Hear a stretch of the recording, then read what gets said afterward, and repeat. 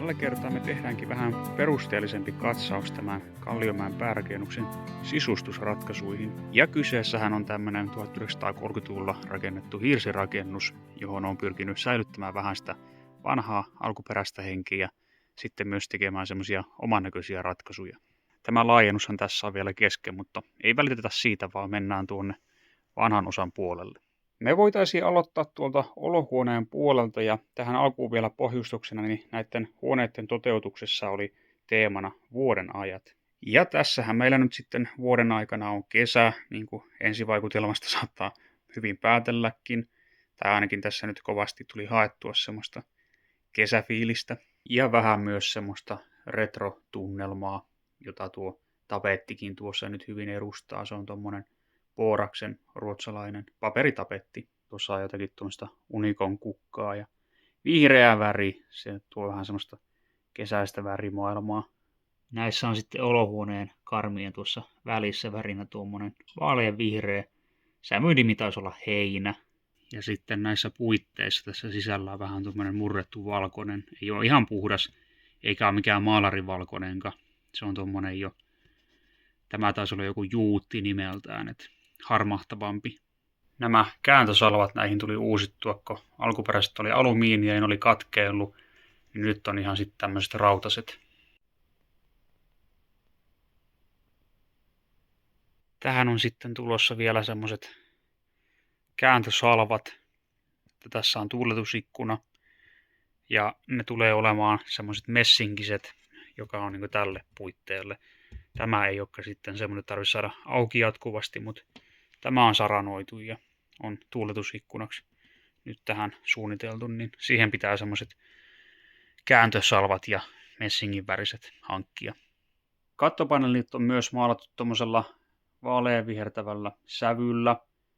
Sitä tuli pitkään valikoitua ja tämä ei oikeastaan edes ollut ihan semmoinen, mitä tuo mallikappale, mitä sitten alun perin tuli tähän mietittyä, mutta se oikeastaan sitten loppupeleissä näyttää aika hyvältä, että onni onnettomuudessa. Ja tuohon nyt sitten, kun saisi nuo varjolistatkin aikaiseksi, niin se muuttaa vielä paljon tätä. Ja varjolistojen väri on todennäköisesti joku vähän vaaleampi sitten.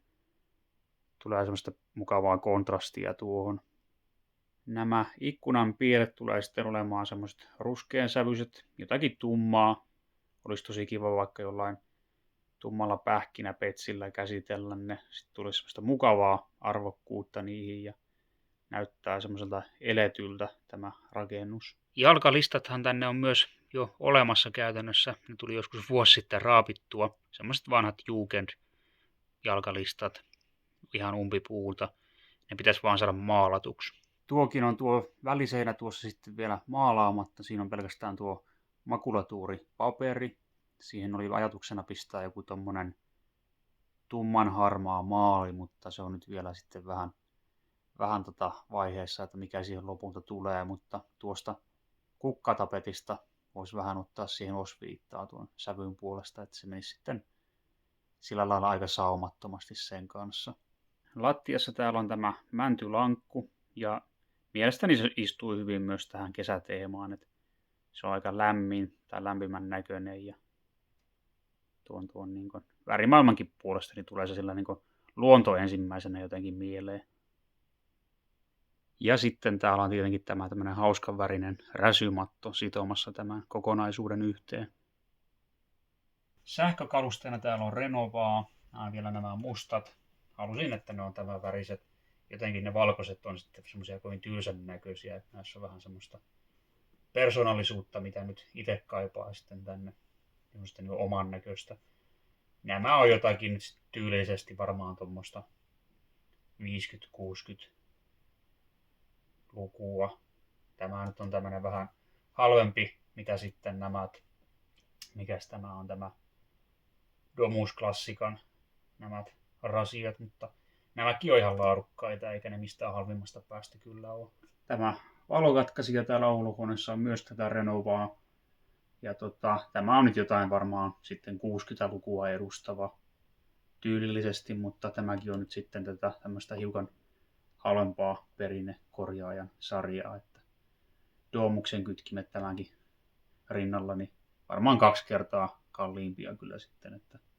Mutta tykkään kyllä tästä.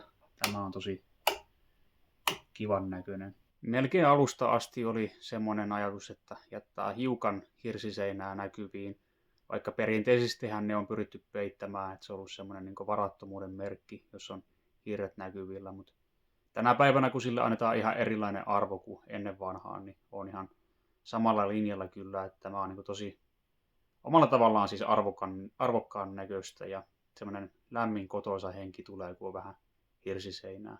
Tämmöisessä paljassa hirsiseinässähän on myös semmoista tietynlaista kansallisromantiikan henkeä, että haluttiin sitä, että vaikutteet on luonnosta ja on puuväriä ja semmoista niin luonnollisia materiaaleja, niin tämä vähän niin sitten edustaa hiukan sitäkin. Ja hirsiseinää korostamassa on tietenkin sitten tämä isoäidin tekemä ryijy. Olikohan tämä joku kultasolki vai mikä tämän mallin nimi oli, en nyt muista, mutta se on tosi komia, istuu tänne niin kuin nenäpäähän. Lämmönlähteenähän täällä olohuoneessa on nyt sitten tämä vanha porinmatti, joka tänne tuli asennettua ja sitten tuli tehtyä sille tuo pieni kasvojen kohotus. Se oli ennen tuommoinen tummanruskea värinen, mitä nuo vetimet, mutta tuli vetästyä siihen tuommoinen vaaleanvihreä tuo sävy, mikä noissa karmeissakin on, että se jatkaa sitä kesäteemaa mukavasti ja paljon raikkaamman näköinen se on, mitä sitten semmoisena, kun se oli ruskeana. Ja hiukan siihen on tullut tonne reunoihin tuommoista tummentumaa, mutta se on mielestäni ihan niin kuin täysin ok, että eihän tämä mikään lopullinen ratkaisu ainakaan toivottavasti tule olemaan. Että tässä oli aiemmin semmoinen ihan paikalle muurattu uuni, mutta se oli niin huonokuntoinen, että se tuli purettua. Ja ajatuksena olisi sitten muurata tähän jossain kohtaa ihan uusi uuni, mutta tämä saa palvella siihen asti. Tämä rumilus tässä, tämä palomuuri, on myös semmoinen, että se oli vähän niin kuin aikomuksena rapata, mutta se sitten jäi ja oma silmä on sen verran tottunut, ettei se niin oikein edes kiinnosta itseä, mutta tämä on vähän tämmöinen räpellys kaiken puolin, että olisi vähän haaveena joskus vetää sen nurin ja tehdä uusiksi, koska se on tuommoinen vähän siitä ja tästä muurattu, että siellä on epämääräisiä palasia. Se on palomuuri siis vaan, ettei siinä nyt sinänsä ole merkitystä, mutta se on sitten myös tuo savupiippu vähän semmoinen, että omanlaisen murheenkryyni tekisi mieli sekin vetästä maan tasalle ja tehdä uusi, koska noit hormit ei mene ihan pohjalle asti. Ja sitten taas se aiheuttaa sen, että uuneissa noit kierrot on semmoisia, että ei ole ihan lattiatasoa mahdollista saada. Näiden huonekalujen puolesta tämä onkin aika tämmöinen mauton kaikin puolin kokonaisuutena, että nämä oikeastaan tämmöisiä huonekaluja, mitkä on sitten jo kulkenut useamman vuoden matkassa mukana asunnosta toiseen ja nyt ei oikein mitään muuta sitten vielä tullut hankittua tilalle, niin näiden kanssa on menty. Ja sitten on tietenkin noita kivoja pieniä värikkäitä jakkaroita, mitkä on talon vanhaa perua. Tässäkin on vaan tämä tommonen uudehko senkki tai laatikosta, mikä tuo nyt onkaan.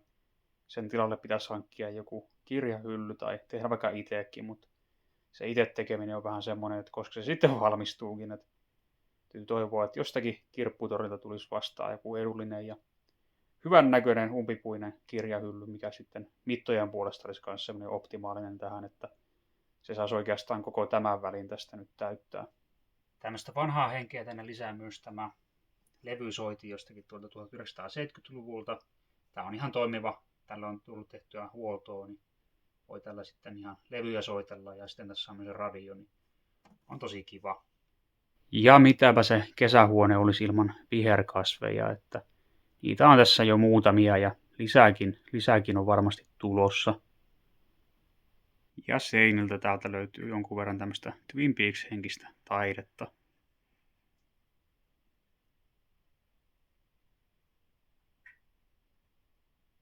Ja seuraavaksi päästäänkin sitten tähän makuuhuoneeseen ja täällähän oli teemana tuo syksy ja väri. Maailma on sitten valikoitunut tämän mukaan. Myös täällä haluttiin jättää vähän hirsiseinää näkyviin, niin nuo väliseinän osuudet nyt sitten tommosia paljalla hirrellä olevia.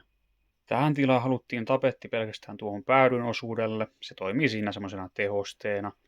Ja siihen sitten loppupeleissä valikoitu tuo Pilkreen Ritolan, onko tämä nyt sitten appelsiini. Sen saa myös mustikkana, jossa nuot pallot olisi sitten sinisiä, mutta tämä istuu mukavasti tähän värimaailmaan. Ja toisena vaihtoehtona tapeteista olisi ollut tuo auringonkukka, mutta ei se sitten kyllä olisi toiminut tässä.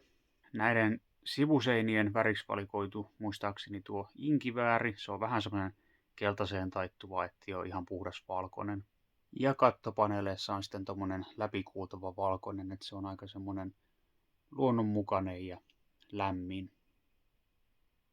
Tähän ikkunankarmiin valikoitu sitten tommonen vähän niin kuin oranssin ruskea väri. En enää muista mikä se sävyn nimi on, mutta toimii tosi hyvin tässä. Ja sitten vielä noit tommoset ruosteenväriset ikkunahelat, niin tuo kivaa kontrastia. Ja näidenkin ikkunapokien värisävynä on tuo juutti. Nämä ikkunasalvat tässä makuuhuoneessa on hiukan tämmöiset tuoreemmat. Täällä oli alun perin semmoiset 50-luvun mallit, missä on semmoinen pukinsarvi, semmoinen pyöreäreunainen yksi kaari. Tässä on vähän niin kuin tämmöinen litteä tämä soikion mallinen kappale sitten, mutta kyllä tämä tänne sopii. Tää on jotakin varmaan 60-70-lukua. Tähänkin varmaan voisi kyllä silti semmoiset messinkiset hankkia, niin tulisi vähän ilmettä lisää. Lattiassakin täällä on aika tämmönen ruskasävy. En nyt sitäkään sävyä enää valitettavasti muista. Koitin maalipurkistakin katsoa, mutta siinä oli vain joku vanhentunut koodi, niin ei se sitten kertonut mitään, mutta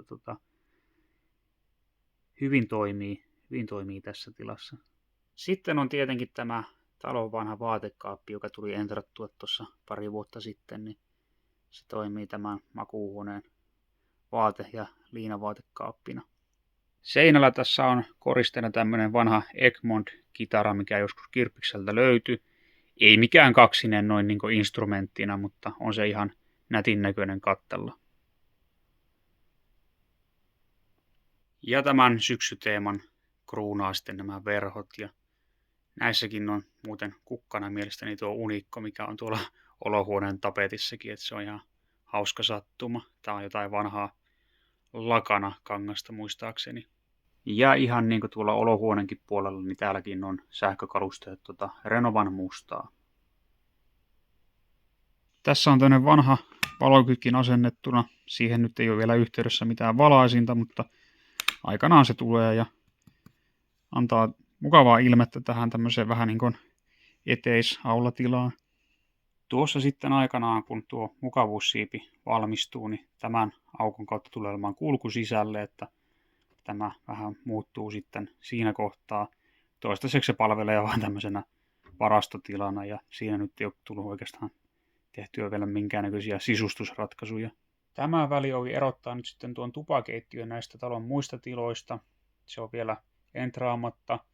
Sieltä täältä vähän maalit rapissu, mutta tuo värisävy on kyllä ihan kiva, että ei ole mikään puhdas valkoinen, niin se todennäköisesti tulee olemaan jotakin tämmöistä. Ja siinä voi olla sitten, että noiden peilien osuudessa tulee käytettyä myös jotain tehosteväriä, että tulee semmoista pientä kontrastia.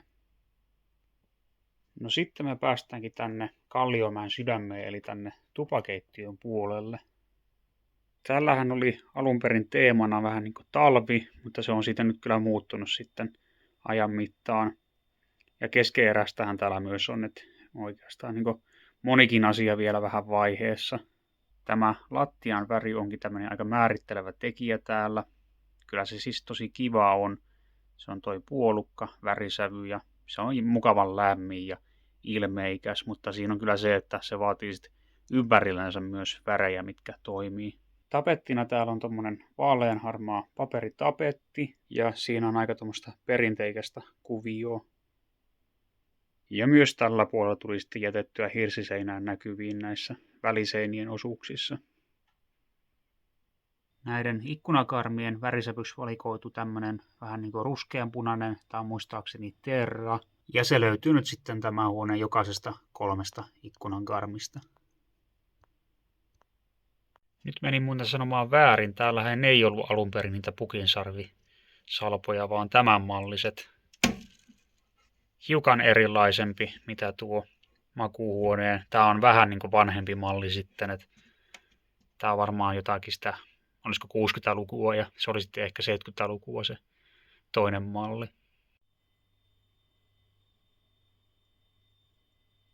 Tämä kattohan täällä on edelleen paneloimatta, mutta siihen tulee todennäköisesti tuo helmiponttipaneeli, mikä on olohuoneessakin, ja väriksi tulee joku semmoinen läpikuultava pintakäsittely, ainakin suurella todennäköisyydellä. Näitä keittiökaapistoja täällä on tullut itse pikkuhiljaa väkästeltyä, että on runkoa ja jonkun verran jo valmiita oviakin. Tarvis vaan noita saranoita hankkia, mutta ei ole saanut aikaiseksi. Värisävynä näissä keittiökaapistojen ovissa on tommonen vaaleavihreä. Tää on mielestäni se sama heinä, mikä tuolla olohuoneessakin oli monessa paikkaa, mutta tämä omasta mielestäni toimii tosi hyvin niin tuon tapetin kanssa kuin sitten myös tuon lattiassa olevan puolukkasävyn kanssa. Ja viimeistelevänä yksityiskohtana näihin tulee messinkiset vetonupit. Sitten täällä on tämä saareke. Siihen kuuluu 2 tammista baarijakkaraa. Ja myös tämä kansilevy on tammea. Tuo idea tämän sormipaneelin käyttämiseen tässä saarekkeessa syntyi oikeastaan samaan aikaan kuin koko idea saarekkeesta. Se tuo tähän keittiöön tuommoista mukavaa ilmettä ja vähän myös 50-luvun henkeä. Näistä reunoista tosi vielä puuttuu semmoiset peitelaudat, mutta kyllä nekin aikanaan valmistuu. Sitten on tietenkin tämä tuvan varsinainen sydän, eli leivinuuni puuhella yhdistelmä. Suurella todennäköisyydellä tämä tulee vielä joskus purettua ja tehtyä uusiksi, samalla kun tuon savupiipun sitten tekee uusiksi. Ja tämähän ei ole talon alkuperäinen uuni, että ei mitään syvää surua tarvitse tämän suhteen kyllä kantaa. Tämä oli ikään kuin sitten semmoinen tilapäisratkaisu, kun piti saada tänne tuvakeittiöön uusi lämmönlähde ja tietenkin sitten puuhella ja leivinuuni. Täällä keittiössä on nyt sitten myös hiukan enemmän noita talonvanhia huonekaluja käytössä. On tämä ruokapöytä, johon kuuluu 4 tuolia. Ja sitten on tämä talonvanha keinutuoli, johon tuli tehtyä semmoinen kevyt entraus, koska noit jalakset oli niin loppuun ajetut. Tässä on vähän tämmöistä esineistöä, mitä on löytynyt täältä talon nurkista ja on sitten tullut saatua lahjaksi tai haalittua muuten aikojen saatossa. Piristävät mukavasti tätä tupakeittiön tunnelmaa.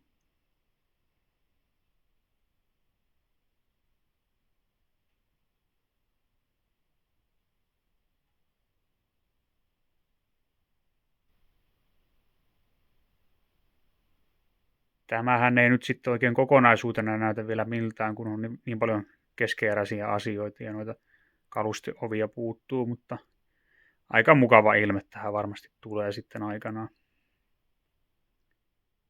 Siinäpä se nyt sitten toistaiseksi on, ainakin siihen asti, kun saa taas valmista aikaiseksi. Olisi ihan mielenkiintoista myös kuulla, että minkälaisia sisustusratkaisuja teiltä löytyy, että onko siellä käytetty jotain tiettyjä tyylikausia tai teemoja, vaiko kenties ihan oman maun ja mielen mukaan tehtyjä kokonaisuuksia. Mutta kiitos oikein paljon katselusta ja nähdään sitten taas seuraavalla kerralla.